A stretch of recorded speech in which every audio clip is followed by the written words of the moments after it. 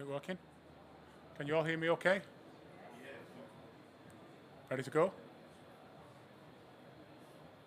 Okay. So Wafer 2 introduction, if I introduce myself first. My name's Tony Leigh, been involved in the UV industry since 1987. So for a long time, currently working for a company called Xylem, and I'm a product manager for the UV systems that we supply into the industrial markets and into the aquatics markets. So this particular product is one of my introductions. So Wafer 2 will be launched in the US sometime in June this year, and then in the rest of the world it will be launched in August or September to the European markets and the Asia Pacific markets. So really this presentation is just to talk about the equipment itself and some of the features. Some of the features of the Wafer 2. We're also going to be talking about why these features matter. So I'm not going to list every single feature in the product, whether it's new or older products. What this is really about is some of the core principles that's introduced in this product, which are valid for any UV that's installed in the aquatics environment. So it's not specifically for the Wafer 2 necessarily, but any UV system you actually use would follow those rules. So you can see there's the Wafer 2. That's the Wafer 1 picture. Wafer 2 is very similar to that. It will be a new introduced product. Just to talk a little bit about Xylem, I'm not sure how many people in the audience are familiar with who Xylem are. We're a global leader in water treatment, mostly commercial and industrial water. We maintain, manage, measure, transport and treat water. $8.6 billion company with around 23,000 employees globally, and they are genuine global reach.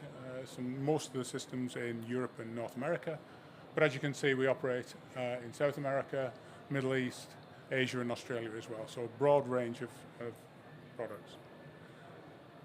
Again, quickly I'm going to talk about some of the products we're talking about here. So as well as UV, both the wafer and the barrier UV, we have 3 UV brands within the business: ATG UV, ETS UV, which sells the same products as ATG but in the North American market, and then also part of the group is Verico. And together the UV business is around $139 million UV business.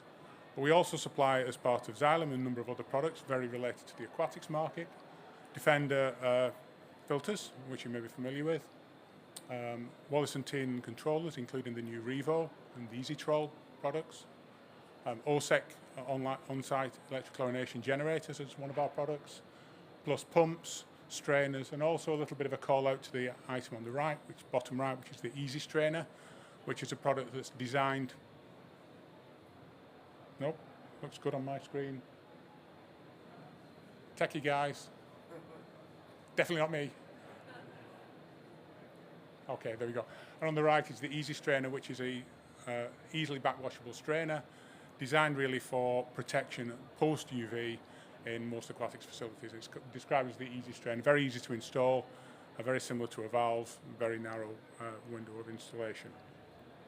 So,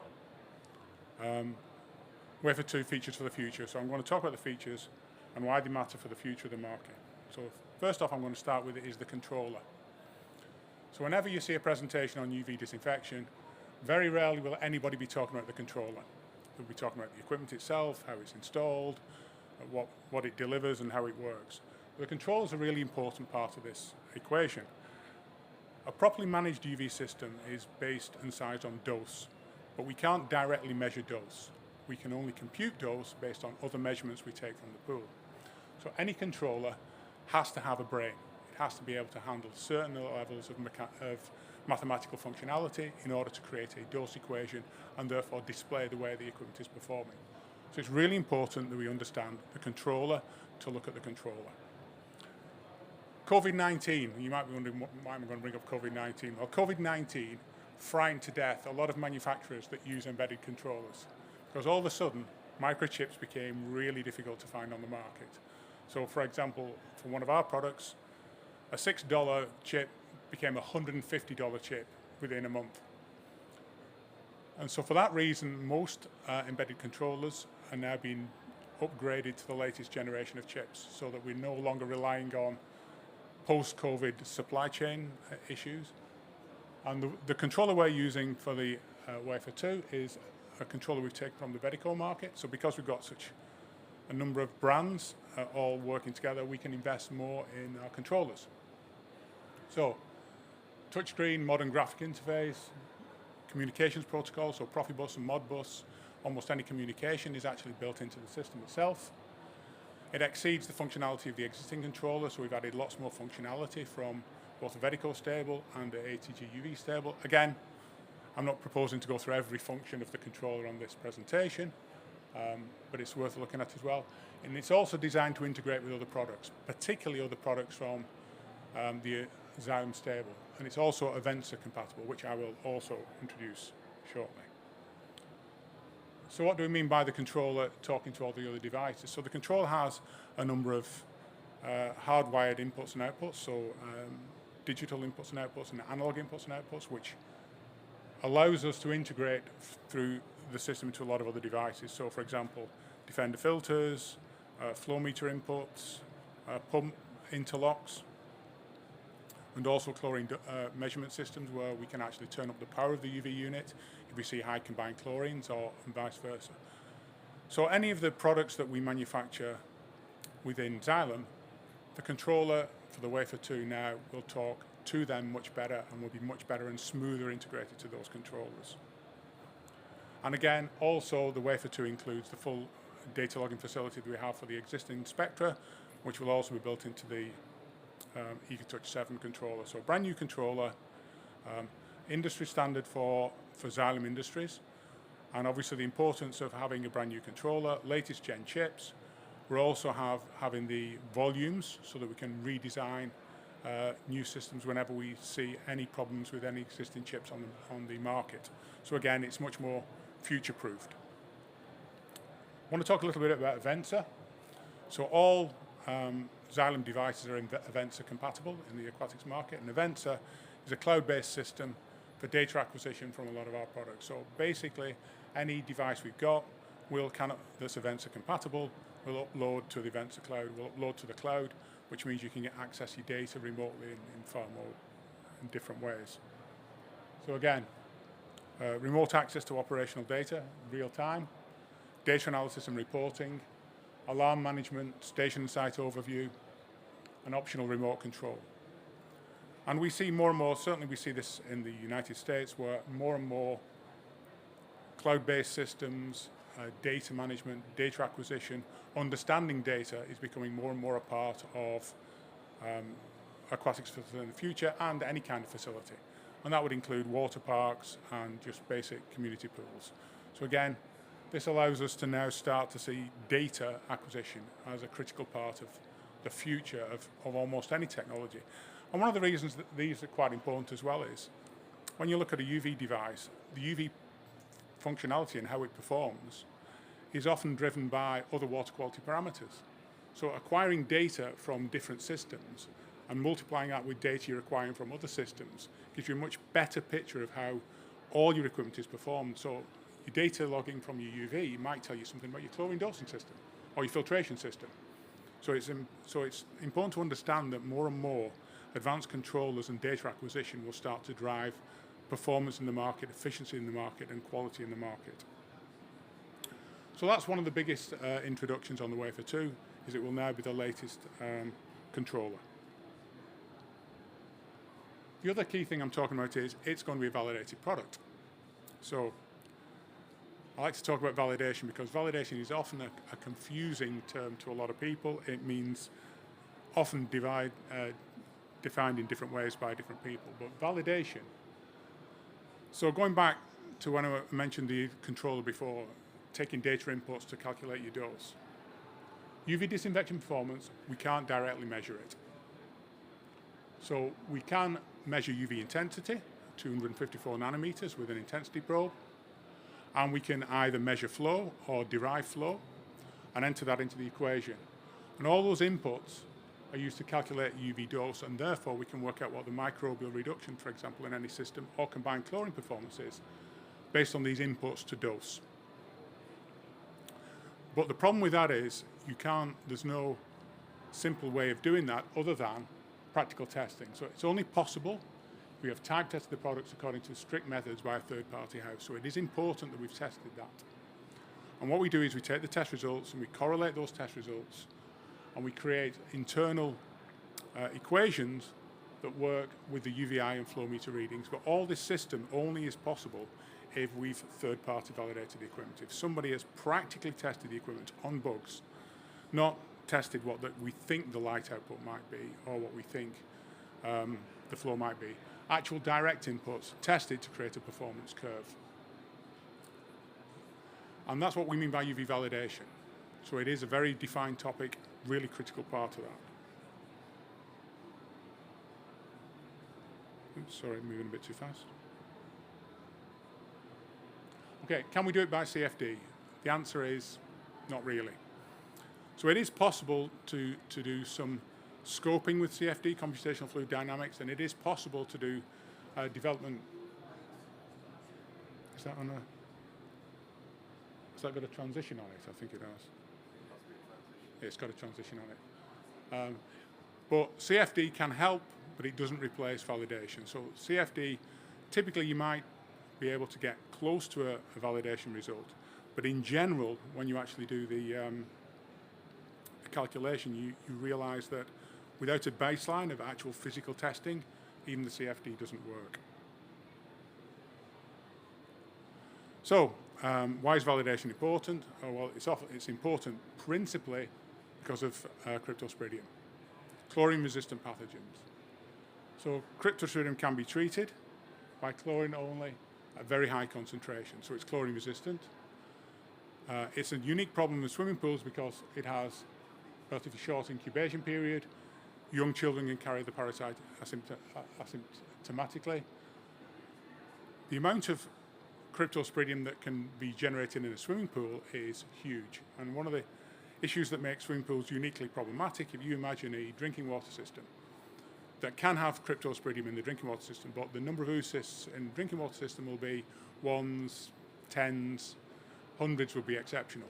In a swimming pool, because it's a direct fecal contamination, the amount of cryptosporidium oocysts can be huge, 10 to the 6th per gram, and meaning you can approach billions of oocysts in an outbreak.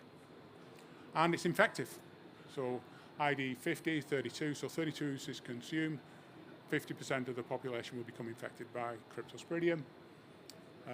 Oocysts continue to be shed even after symptoms stop, and you can get acute gastrointestinal episodes. By the way, I've had crypto, not pleasant. I didn't get it from a swimming pool, I got it from sheep, but nevertheless, wild camping, go figure. So let me tell you, not pleasant. Watch out for those sheep, for sure. So it is important, and that's what's driving this validation requirement. And one of the systems we look at for third-party validation is an organisation called NSF50. Now, this is an American organisation, but it does have offices in Europe. I think it's in Brussels, from memory. So it does operate globally, and it maintains a set of test and validation standards for all sorts of products in the swimming pool environment, but they're particularly good at the UV standard. So essentially, I notice PWTAG also references NSF50 because it's probably the world's premier aquatics facility reference standard. Heavily driven by the Seneca Lake episode, which some of you may have heard of, but that was upstate New York, where the consequences of cryptosporidium in aquatic facilities really hit home. 4,000 people got sick in a single facility in upstate Seneca Lake, mostly connected with children and feces from children. So a standard was developed. NSF50 improved the standards, and we started to look at cryptosporidium protection with NSF50. And the reason why NSF50 is important, it's validation performance testing. It's an equipment minimum standard as well, so it defines the things you need to do to the equipment to make it effective in a swimming pool. Materials of construction are approved. There's an 8,000-hour equipment test for reliability of the equipment as well. And finally, and this is another important aspect, NSF50 once a year, knock on your door unannounced and investigate your manufacturing facilities to make sure you are manufacturing to the recommended quality. So when you see an NSF50 badge on a product, all those things in the bottom are happening with that product. It's a simple third-party validation requirement. And another useful part of that is there's a listing category search facility. So if you have a manufacturer come in, tell you that they've got a product, it's NSF 50 listed, you can go on the website and you can check at NSF 50. And you can see this is a typical listing. So this is a listing for our Wafer 1. You can see it lists all the products, it puts conditions to individual products, and it also defines your products as either supplemental and secondary disinfection. Now this is an important point that sometimes is not well understood, because when you go onto the NSF 50 site and look at the listing, it doesn't make this very clear. You can only see this important point if you actually go and acquire a copy of the NSF 50 standard. So what are we talking about? Well, the NSF 50 lists equipment to two standards: supplemental disinfection and secondary disinfection. Both are based on 3-log reduction. One is based upon crypto, the other is based upon Pseudomonas. But critically, the supplemental disinfection only takes the performance after 6 passes through the equipment itself, whereas the secondary is done on a single pass. So you see 99.9% reduction in the single pass versus 99.9% reduction on 6 passes through the equipment. And not all equipment is secondary disinfection approved. Some are only supplementary. Now, you might ask, why does this matter? If it does it in 6 instead of 1, why does it matter? And the reason for that is that when these regulations for NSF 50 and the swimming pool regulations were combined, they were integrated. They weren't all standalone requirements. So I'll explain why on a swimming pool it works.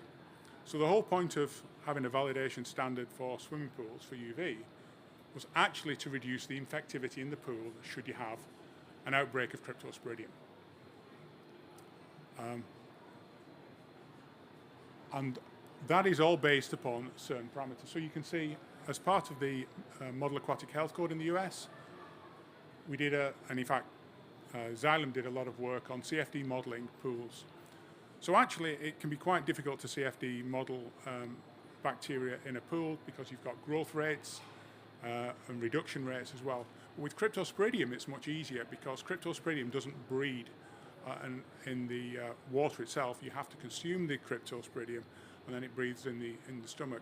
So actually measuring in a CFD how cryptosporidium behaves, we can actually treat it as a flow follower. So we can use CFD and take it as a particle in recirculation.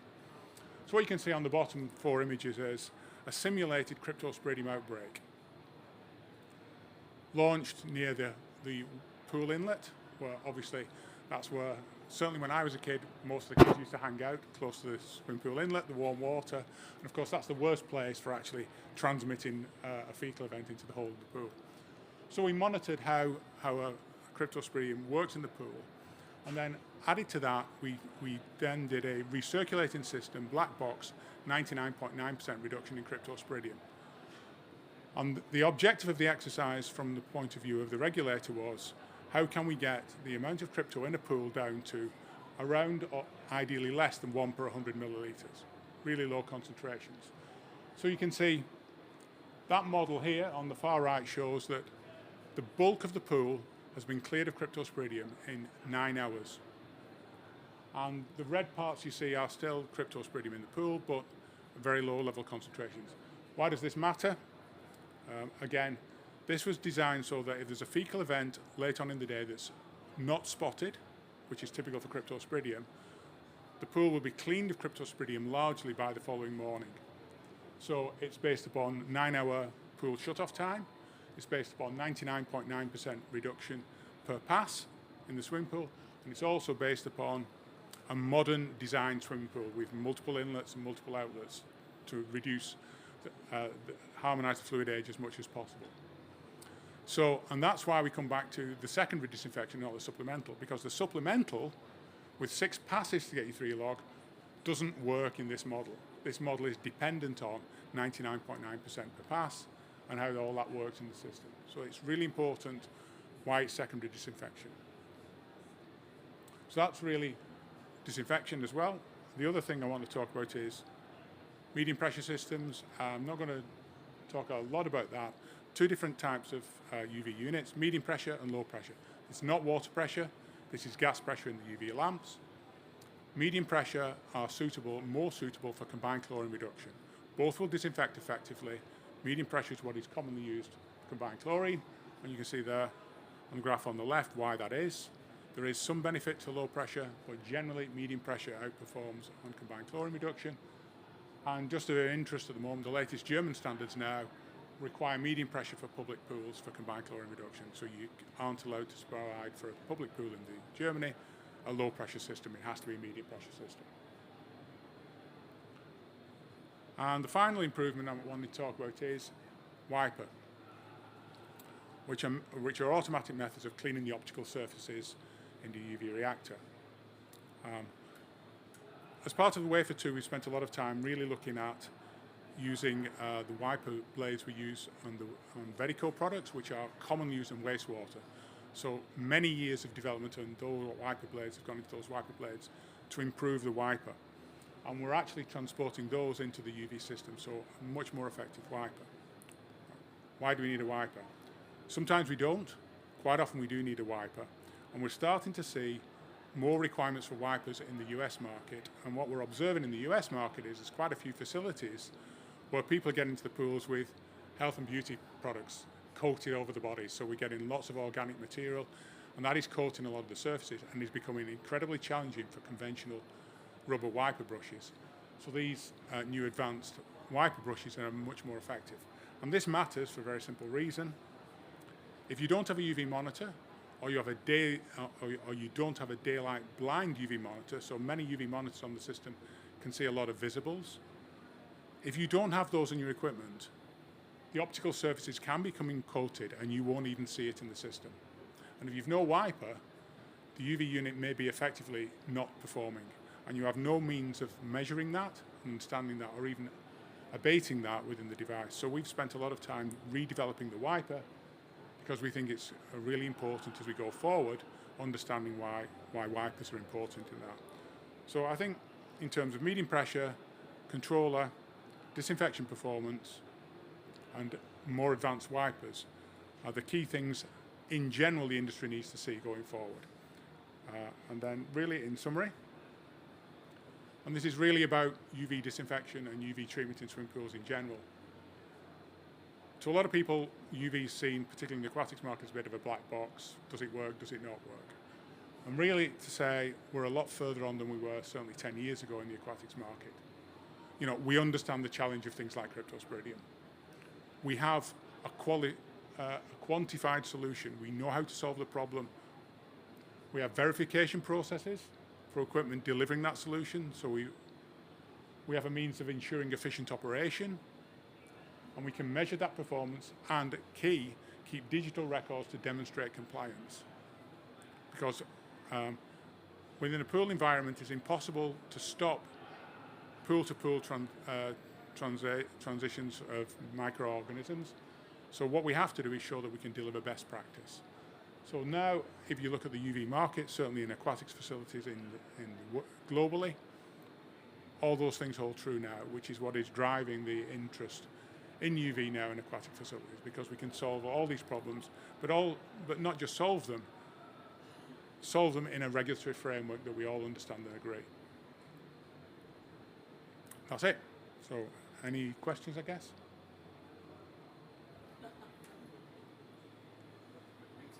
If you like. Yes. Tony, how does the... Oh, thank you. Tony, how does Duncan Ockenden... How does Duncan Ockenden? No, just introducing myself. I used to work with Duncan. So. Yeah. Sorry, a bit of a cheeky question, I suppose. How does the wiper design differ from that on the Wafer 1 product? So the mechanism is pretty much the same. We've been able to retain the existing, because we think the Wafer 1 wiper is world class.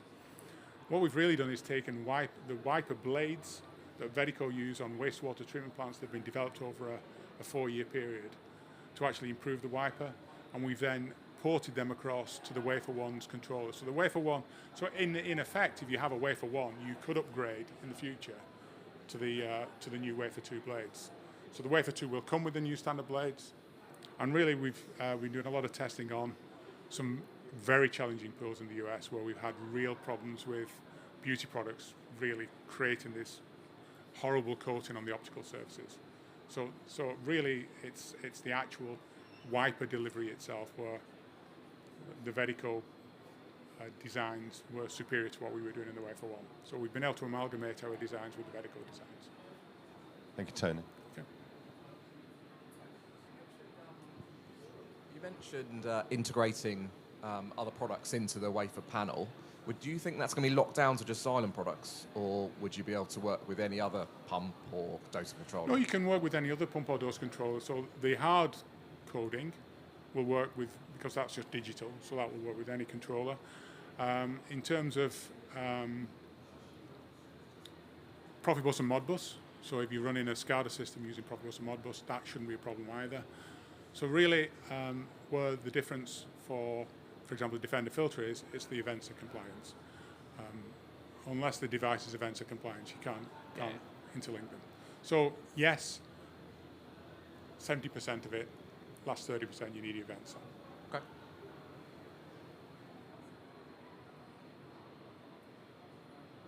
Any other questions? No problem. Thank you.